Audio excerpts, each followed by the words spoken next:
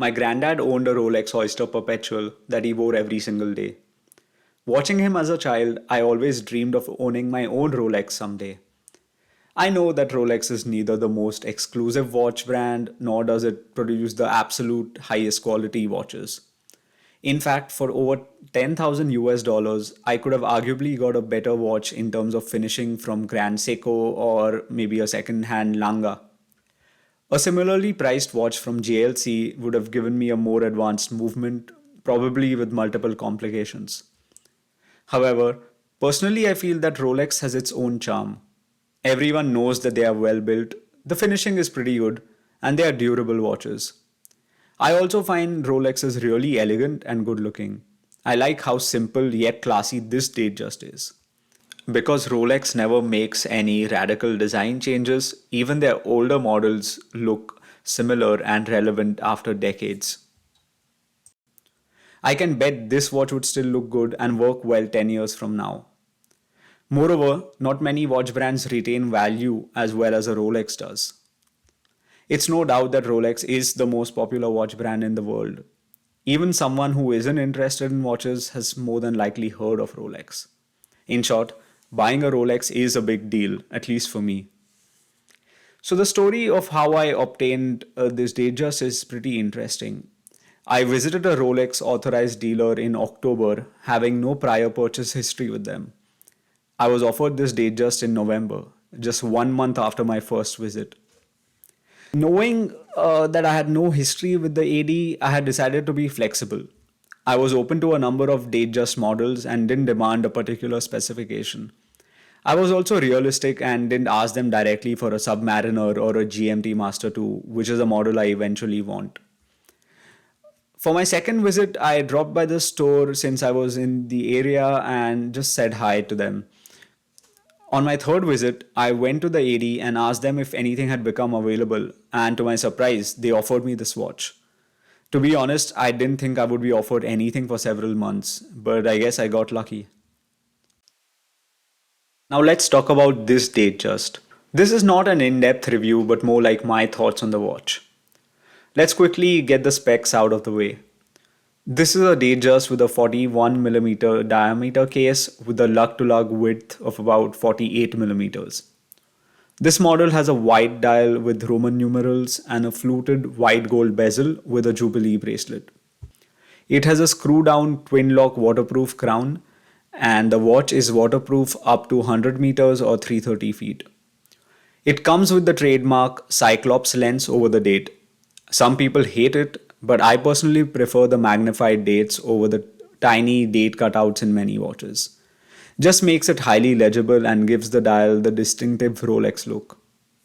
Inside, this watch uses Rolex's caliber 3235 movement with a precision of plus or minus 2 seconds a day with a power reserve of 70 hours.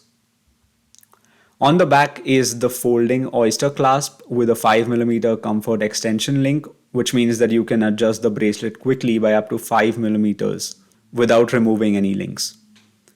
This is particularly useful on very hot or cold days when the bracelet might expand or contract a little. The clasp is easy to open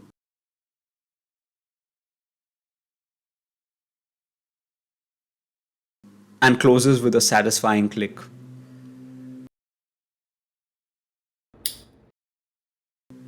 I'm almost tempted to keep playing with it. Every Rolex watch comes with the superlative chronometer certification, which is Rolex's proprietary certification. This means that each watch goes through Rolex's rigorous testing process in addition to the standard COSC testing.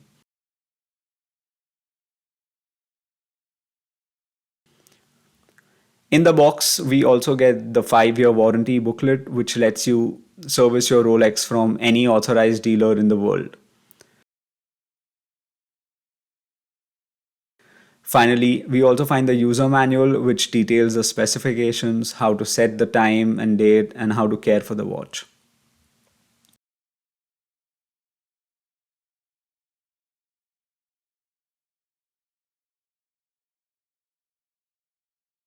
Adjusting the time and the date on this watch is pretty easy and surprisingly fun. The screw down crown can be unlocked by turning it clockwise. You will hear a series of clicks.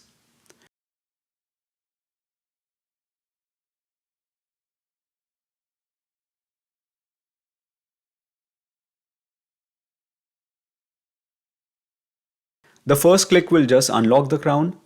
The second crown position can be used to adjust the date. This movement is pretty smooth and the date changes with a satisfying click, making it quite fun to use and pretty easy as well.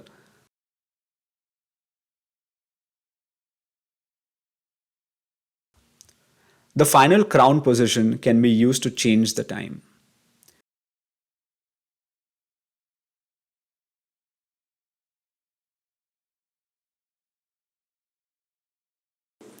To lock the crown, you first push it inwards to the first stop, then you push it inwards again while turning it counterclockwise. It's important that the crown is screwed down correctly to ensure waterproofness.